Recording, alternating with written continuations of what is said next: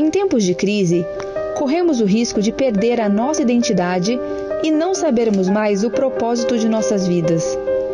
A Bíblia tem a resposta de como devemos agir para recuperarmos o foco. O povo de Judá passou por uma terrível crise. Invadidos pelo poderoso Império Babilônico, tiveram sua capital destruída. O templo, lugar sagrado, completamente derrubado. Foram levados como escravos para uma terra estranha. Será que Deus abandonou seu povo? Como Deus permite um sofrimento tão terrível? Todas essas são perguntas que foram feitas naquela ocasião e que nos fazemos agora. Na nova série de mensagens da IPMetrô, vamos olhar para como os judeus saíram dessa crise, conduzidos por Deus, e viveram uma restauração na sua identidade, visão e espiritualidade. Restauração em tempos de crise, reconstruindo a adoração, a identidade e a visão. Mensagens baseadas na grande história da volta do povo judeu do exílio babilônico, contadas nos livros de Esdras, Neemias, Ageu e Zacarias. Esperamos por você! Você viu aí no nosso vídeo, nós estamos na série de mensagens, a restauração em tempos de crise. E aí a gente está falando sobre vários assuntos muito pertinentes, eu te convido sempre. Se você perdeu alguma das mensagens, se você não assistiu, se você quiser ver de novo, ouvir de novo, as nossas mensagens estão disponíveis aqui no nosso canal do YouTube e também na nossa lista, no nosso perfil lá no podcast do Spotify. Você pode ouvir em formato de podcast, lavando a louça, dirigindo, fazendo outras coisas, você também consegue ouvir e rever essas mensagens. Hoje a nossa quarta mensagem, a volta do exílio, um novo êxodo. A gente viu até aqui, né, a disciplina que Deus traz ao seu povo não é castigo, quando Deus quer fazer algo na vida do seu povo, Ele disciplina o seu povo para que haja salvação, para que haja crescimento, para que haja restauração. E na segunda e na terceira mensagem nós falamos em cima do texto de Daniel, capítulo 1, sobre o verdadeiro perigo do exílio. Nós tivemos a parte 1 e a parte 2. Na parte 1, nós falamos sobre a assimilação, como que no exílio a grande tentação, o grande perigo é a gente assimilar a cultura à nossa volta. E aí você vê a menina na parede, né, imitando o papel de parede, como que a gente às vezes se camufla no meio do ambiente que nós estamos, baixa aí uma unção camaleônica e a gente quer se assimilar e se tornar igual ao ambiente que nós estamos vivendo.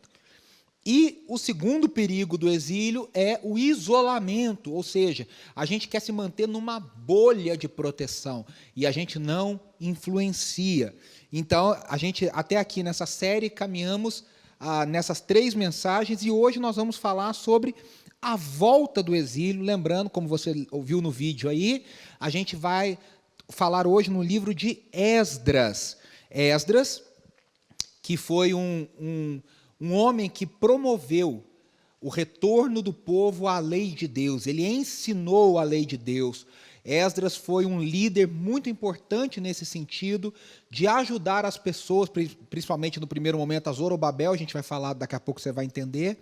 E depois ele promoveu esse retorno à lei de Deus, e depois ele trabalha com Neemias. Então, Esdras foi um líder muito importante, e ele também escreveu, a maioria dos comentaristas diz que ele mesmo deve ter escrito o seu livro, outros acham que foi escrito por outras pessoas, retratando esse período, mas o fato é que o livro de Esdras nos conta dessa volta do povo do exílio, né, saindo da Babilônia, e agora já não era mais a Babilônia, já era agora a Pérsia, através do rei Ciro, poderoso imperador persa, que permite, ele dá o seu decreto e permite que o povo de Israel volte para a sua terra, para reconstruir a sua terra. E aí a gente vai ver aqui no nosso slide, nós temos 3 voltas. Lembra que a gente sempre tem falado, né? O povo foi para o exílio em 3 levas. Daniel e seus amigos foram na primeira leva, depois nós tivemos uma segunda leva, e depois nós tivemos ainda uma terceira leva daqueles que tinham mais dificuldade, aqueles que tinham problemas físicos, uma série de questões foram levadas no último momento. E ainda alguns foram deixados porque não tinham condições de fazer a viagem. O retorno também é em 3 levas. Na primeira leva, o grande líder é Zorobabel. E é um nome bonito para você colocar no seu filho, Zorobabel. O apelido pode ser Zorô, né? Fica a dica aí para você. Zorobabel, ele vai liderar a reconstrução do templo. Olha aí no nosso desenho, isso entre o ano de 536 e 516 a.C. Depois nós temos uma segunda leva com Esdras, onde vai ser restaurada a Torá e a comunidade de Israel. A Torá são os 5 primeiros livros da Bíblia, né, que a gente chama de Gênesis, Êxodo, Levíticos, Números e Deuteronômio. Então, esses 5 primeiros livros que dão a base do que significa ser o povo de Deus, a aliança de Deus com Israel, com os patriarcas, toda a liturgia, o sacrifício, o sistema sacrificial, toda essa questão, os discursos de Deuteronômio estão ali na Torá. E a terceira leva é liderada por Neemias, que a gente também vai trabalhar nas nossas próximas mensagens, na reconstrução dos muros, a proteção da cidade de Jerusalém. Então, nas próximas 3 mensagens, hoje nós vamos falar sobre a volta do exílio, na semana que vem nós vamos falar sobre a reconstrução do templo, depois nós vamos falar sobre a reconstrução, o ensino novamente da Torá, e depois a reconstrução dos muros. Então você fique ligado e a gente vai estudar tudo isso e ver o que a palavra do Senhor quer nos ensinar nesse momento de pandemia, de crise, de tantas reflexões no mundo, na sociedade, na sociologia, na antropologia, na psicologia, na tecnologia, como que a gente aplica todo o conhecimento que nós temos nesse novo momento que nós estamos vivendo como sociedade. Então, esse é o primeiro retorno de Zorobabel, o segundo retorno a gente já falou, e o terceiro retorno de Neemias com os muros. Vamos ler o texto de Esdras, capítulo 1, do versículo 1 a 8, que diz assim: No primeiro ano do reinado de Ciro, rei da Pérsia, a fim de que se cumprisse a palavra do Senhor falada por Jeremias, o Senhor despertou o coração de Ciro, rei da Pérsia, para redigir uma proclamação e divulgá-la em todo o seu reino nestes termos. Assim diz Ciro, rei da Pérsia: O Senhor, o Deus do céu, deu-me todos os reinos da terra e designou-me para construir um templo para ele em Jerusalém de Judá. Qualquer do seu povo que esteja entre vocês, que o seu Deus esteja com ele e que vá a Jerusalém de Judá reconstruir o templo do Senhor, o Deus de Israel, o Deus que em Jerusalém tem a sua morada. Olha que coisa linda. E que todo sobrevivente, seja qual for o lugar em que está vivendo, receba dos que ali vivem em prata, ouro, bens e animais e ofertas voluntárias para o templo de Deus em Jerusalém. Então os líderes das famílias de Judá e de Benjamim, como também os sacerdotes e os levitas, todos aqueles cujo coração Deus despertou, dispuseram-se a ir para Jerusalém e a construir o templo do Senhor.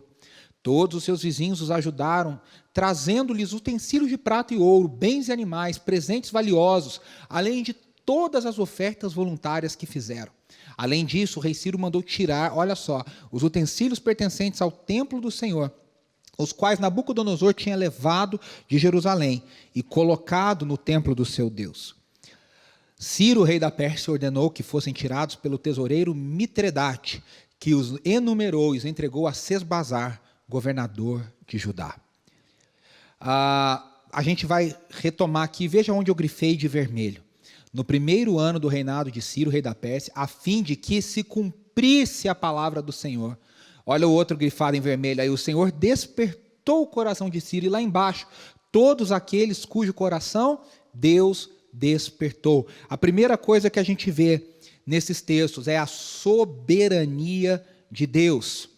Veja só, isso na teologia a gente chama de monergismo.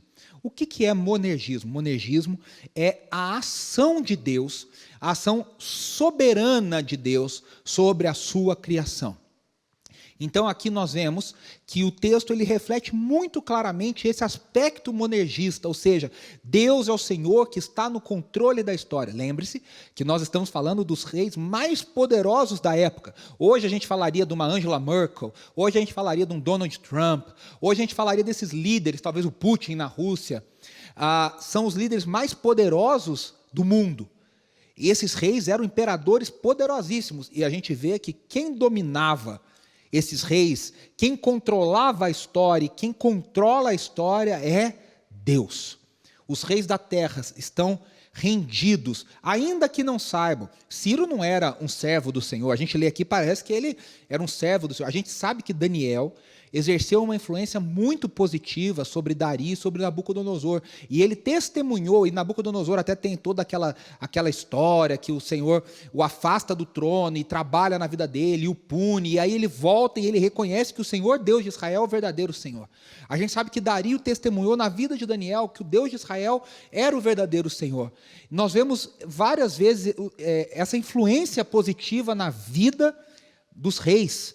Só que esses reis não eram reis cristãos, não eram reis que serviam, cristãos ali não podia ser porque não tinha vindo Cristo, eu estou brincando, mas não eram reis piedosos que serviam ao Deus de Israel. Mas o fato é que o Senhor Deus tinha o coração desses reis nas suas mãos, e ele que determinava o que esses reis faziam ou deixavam de fazer, assim como foi com Faraó na época do êxodo do Egito. Então, o aspecto monergista mostra que Deus está no controle da história. Deus entregou Judá nas mãos de Nabucodonosor, lembra? A disciplina que Deus trouxe sobre Judá e Benjamim. Deus preparou Daniel para ser influência ali no período do exílio. Deus preparou Esther para preservar o povo diante de Artaxerxes. Deus inclinou o coração de Ciro, e Ciro, então, cumpridos os 70 anos que Deus havia profetizado através de Jeremias, Ciro então se levanta e promulga um decreto para que o povo voltasse. E Deus despertou o coração do povo para que o povo quisesse voltar. Nem todos voltaram.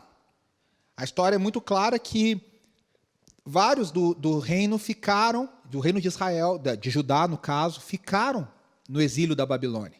Quiseram permanecer na Babilônia, mas Deus despertou grande parte do seu povo para voltar e reconstruir Jerusalém de acordo com a promessa de Deus e de acordo com o decreto de Ciro. O texto diz, conforme a profecia. Veja só, nós servimos a um Deus que anuncia não só a disciplina, mas Deus anuncia a disciplina e Deus anuncia a restauração. O nosso Deus sempre é assim. Em Gênesis 3,15, quando Deus anuncia a maldição para a humanidade que tinha ali caído diante da serpente, Deus anuncia a maldição para toda a criação. Deus anuncia a consequência da queda, a maldição para a serpente. Deus já anuncia a resposta, a restauração. Ele diz para a serpente assim, olha, você feriu o calcanhar da mulher, mas o filho dela vai lhe pisar a cabeça. Isso é chamado de proto-evangelho. E aí a gente vê que Deus já anunciou a condenação, mas Deus já anunciou a restauração. O Deus que anuncia a disciplina é o Deus que anuncia a restauração. Veja só, Jeremias 25, de 9 a 14, diz acerca de Ciro, ele é meu pastor e realizará tudo o que me agrada. Veja, isso é antes do exílio. Ele dirá acerca de Jerusalém, seja reconstruída, e do templo sejam lançados os seus alicerces. Isso aqui eu falei errado, gente, não é nem Jeremias, isso aqui é Isaías 44, 28. Isaías profetiza ainda antes de Jeremias. Jeremias profetiza antes do exílio, durante o exílio, enquanto o povo está sendo levado, e depois ele mesmo é levado para o exílio. Então, veja só, o Deus que anuncia a disciplina é o Deus que anuncia a restauração. A história está nas mãos do Senhor. Meus irmãos, enquanto a gente está passando por essa incerteza, e cada dia uma notícia diferente, cada dia no Brasil é uma surpresa, as bolsas de valores no mundo inteiro, o mercado totalmente desregulado, nós estamos num momento de muita delicadeza, de muito suspense, qualquer notícia já causa uma turbulência no mundo inteiro, os mercados, as bolsas, a imprensa, o povo, a população, a gente está com medo. Mas uma certeza nós temos, quem comanda a história é o nosso Senhor, Ele não perdeu o controle da história, Ele está cumprindo o seu plano, Ele é o Deus soberano. Mas isso não significa que a gente não tem nada para fazer. Veja só o que diz o versículo 5 do texto de Esdras que nós lemos. Diz assim, então os líderes das famílias de Judá e de Benjamim, como também os sacerdotes e os levitas, todos aqueles cujo coração Deus despertou, dispuseram-se a ir para Jerusalém e a construir o templo do Senhor. Veja só, Deus desperta, mas o povo tem que ter disposição para agir. Deus desperta o coração, mas o povo também tem que querer, o povo tem um interesse em reconstruir. Isso é o aspecto que a gente chama na teologia, que é a complementação do monergismo. O monergismo é a ação soberana de Deus. O sinergismo, o aspecto sinergista, é quando o homem coopera com a ação de Deus. E aí a gente entende que a gente também tem a nossa parte. Deus move o coração, mas a gente tem que se dispor. Deus não nos obriga a nada e nunca vai nos obrigar a nada. Nós não somos robôs comandados e programados por Deus. Tem muita gente que, quando a gente fala da soberania de Deus, parece que, na cabeça da pessoa, parece que a gente é um robozinho. Não é. Nós não somos robôs. Deus comanda, Deus ordena, Deus é soberano, mas também do nosso lado, do nosso ponto de vista. A gente não alcança os propósitos de Deus, a gente não alcança o jeito de Deus pensar. Isaías diz, os seus caminhos são mais altos que os meus, os seus pensamentos são mais elevados do que os meus. Da nossa perspectiva, a gente responde à ação de Deus e a gente tem que se dispor. O apóstolo Paulo diz lá em Efésios, olha, deixem-se encher pelo Espírito. Efésios capítulo 5. Deixem-se encher pelo Espírito. Veja, o Espírito é derramado, nós somos nascidos de novo pelo Espírito, monergismo. Mas a santificação, eu tenho que querer, eu tenho que me dispor, eu tenho que me abrir para a ação de Deus. Romanos 12, o apóstolo Paulo diz, apresentem os corpos de vocês como sacrifício. Não é uma ação automática. Eu renovo a minha mente e então eu apresento. Exige uma voluntariedade. Agora saiu. Exige uma disposição minha para que a coisa aconteça. Então eu tenho que ter disposição. A restauração envolve renúncia pessoal. A disposição envolve renúncia pessoal. Veja só que o texto de Esdras, no capítulo 2, lá, olha, um capítulo longo, lá no versículo 68 e 69, fala que as pessoas ganharam, o povo ganhou muitos presentes. A gente leu aqui no capítulo 1, que o povo ganhou presentes, que o rei Ciro mandou tirar os utensílios que Nabucodonosor tinha trazido do templo de Jerusalém, devolver para o templo em Jerusalém. Da mesma forma, isso aconteceu lá no Egito, quando o povo foi sair, os egípcios, a Bíblia diz que os egípcios presentearam os hebreus. Deram coisas para os hebreus. E aqui, de novo, o povo que era o dominador abençoa os seus escravos e doa coisas de valor para que eles levassem para a reconstrução. Só que o capítulo 2, no versículo 68 e 69, olha, eu vou abrir aqui para a gente ler junto. Eu não coloquei aqui, mas eu quero ler com vocês. Esdras, capítulo 2, no versículo 68 e 69. Estou abrindo aqui rapidinho. Vamos lá, olha. Diz assim, quando chegaram ao templo do Senhor em Jerusalém, alguns dos chefes das famílias deram ofertas voluntárias, olha, os chefes das famílias do povo, para a reconstrução do templo de Deus no seu antigo local. De acordo com as suas possibilidades, deram a tesouraria para essa obra. E aí vai falando todas as coisas que eles deram. Isso significa o seguinte, pessoal. Toda obra de Deus exige também renúncia pessoal, existe comprometimento. Por isso que é um privilégio, por isso que Deus ordena que a gente oferte na sua obra, para que o nosso coração seja treinado, para que a gente tenha compromisso pessoal. Não existe vida cristã sem comprometimento pessoal. Não existe como viver a vida que Deus planeja para nós sem que haja renúncia pessoal, renúncia do tempo, renúncia de ações, renúncia de ideias, renúncia de recursos. Eu tenho que me comprometer pessoalmente com a obra que Deus está realizando. Por isso que Jesus várias vezes no seu ministério também disse, olha, vai lá, vende tudo que você tem e vem e me segue. Quando Jesus olha para os seus discípulos, alguns, como Natanael, nunca tinham visto Jesus, nunca tinham ouvido falar de Jesus.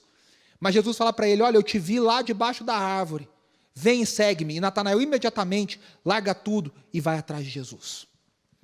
Isso é comprometimento pessoal, renúncia pessoal. O apóstolo Paulo chega um momento que diz, olha, tudo que eu tinha, o meu currículo maravilhoso, o meu PhD, criados aos pés de Gamaliel, Gamaliel que era neto de Hilel, um dos maiores rabinos daquela época, do chamado judaísmo do Segundo Templo. Paulo, que era da elite intelectual, ele fala, eu considerei tudo isso como lixo, eu considerei isso como, a palavra certa é como esterco, no original, para que eu entregasse tudo o que eu tenho no serviço de Cristo. A minha vida pertence a Cristo. Não tem como a gente fazer a obra de Deus sem renúncia pessoal. Agora veja só, o texto é muito legal, porque o texto de Esdras diz, eles fizeram isso dentro das suas possibilidades. Você não tem que se comparar com o outro, porque o outro tem outro contexto, o outro tem outra possibilidade, o outro tem outra realidade. Você tem que ser fiel àquilo que Deus tem pedido para você, que tem colocado no seu coração, dentro da sua possibilidade. A gente precisa entender isso. O terceiro aspecto está aqui no texto de Esdras 5, 1 e 2. E diz assim, ora, os profetas Ageu e Zacarias, descendente de Ido, profetizaram aos judeus de Judá e de Jerusalém, em nome do Deus de Israel, que estava sobre eles. Então Zorobabel, filho de Sealtiel, e Jesua, filho de Josadaque, começaram a reconstruir o templo de Deus em Jerusalém. E os profetas de Deus estavam com eles e os ajudavam. Zacarias e Ageu, nós vamos falar deles na próxima mensagem também, bem melhor. Mas Zacarias, eles profetizam no mesmo tempo, com diferença de meses. Já Ageu começa antes, acho que 2 meses antes, Zacarias 2 meses depois. Só que Zacarias tem uma mensagem de consolo e Ageu tem uma mensagem de exortação. É aquele famoso morde e assopra. Por quê? Porque o povo precisava, o povo se desanimou, porque a obra era muito difícil. Então o terceiro aspecto é necessário perseverança. Além de tudo, Deus é soberano, eu preciso entender a minha cooperação, mas eu preciso ter foco e perseverança. Aliás, é o que faz a diferença no mundo. O que separa as grandes histórias, as grandes ideias, das coisas que realmente acontecem, é a perseverança. É o que faz a diferença, é perseverar, é não desistir. Nesse momento, havia um cenário propício. Ciro falando, o povo dando presentes. Caramba, a coisa está acontecendo. Está tudo dando certo. Vai ser uma bênção. Só que quando o povo chega lá, eles não chegam na Disneylândia. Eles chegam numa terra destruída, eles chegam numa terra que tinha gente abandonada morando lá, eles enfrentam desânimo, eles enfrentam falta de recurso, eles enfrentam dificuldades, e aí bate o desânimo. A realidade vai lá e começa a abater a esperança daquele povo. Você já passou por isso, talvez? Começa todo animado. Né? Eu sou professor, gente. O pessoal começa curso assim, que legal, que curso bacana, que festa. Termina o ano, poucos. Turma de faculdade como é, lotado. Quantos terminam? Porque as pessoas não têm perseverança nas dificuldades, nas lutas, nos momentos difíceis, nos momentos de solidão. E a vida cristã, a nossa vida, é feita de momentos propícios e de momentos difíceis. Um dos pais do deserto, João da Cruz, diria que a gente passa pela chamada famosa noite escura da alma.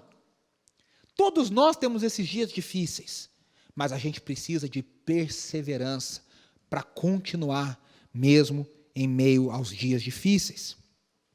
Então, veja, havia primeiro um cenário propício, eu falei aqui, né, a tipologia lá do êxodo do Egito.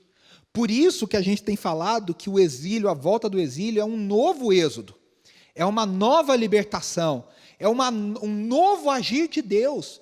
É um marco na história. A partir de agora, a história de Israel vai ter esses 2 grandes marcos, o êxodo e a volta do exílio. Mostrando que Deus é fiel, Deus cumpre as suas promessas. Mas veja, nem no êxodo e nem no exílio as coisas foram fáceis. Moisés enfrentou grande luta no deserto. A conquista da terra não foi fácil. Não é porque Deus falou, meus irmãos, que vai ser fácil. Muita gente se ilude. Mas então está difícil, é porque Deus falou e me enganou. Deus se esqueceu. Deus abandonou. Não é porque Deus...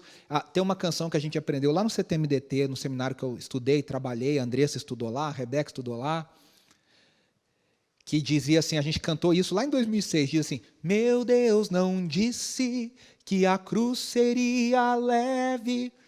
Veja, se Cristo Jesus, que veio à Terra sendo Filho de Deus, não foi poupado de dor e sofrimento, meus irmãos, por que nós seríamos poupados? Cristianismo, vida cristã, é estar com Deus e entender o que Deus está fazendo em meio ao sofrimento. Então, agora, esse novo êxodo, a volta do exílio, tem um cenário propício, mas logo ali na frente a dificuldade está aguardando.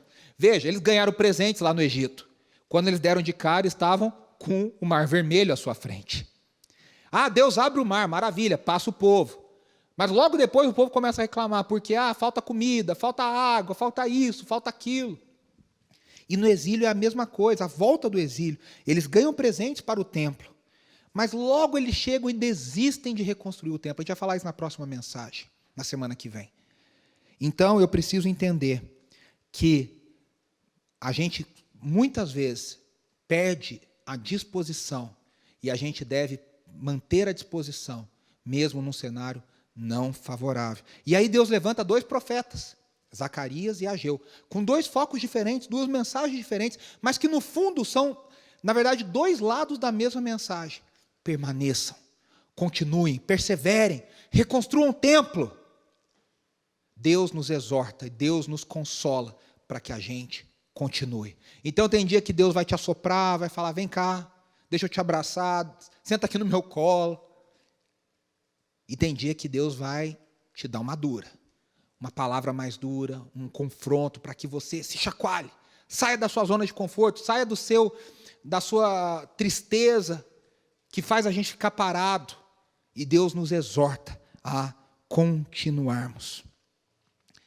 O Deus que anunciou a disciplina, que anunciou o juízo, anuncia a restauração e nos consola e estimula para caminharmos, para chegarmos ao fim.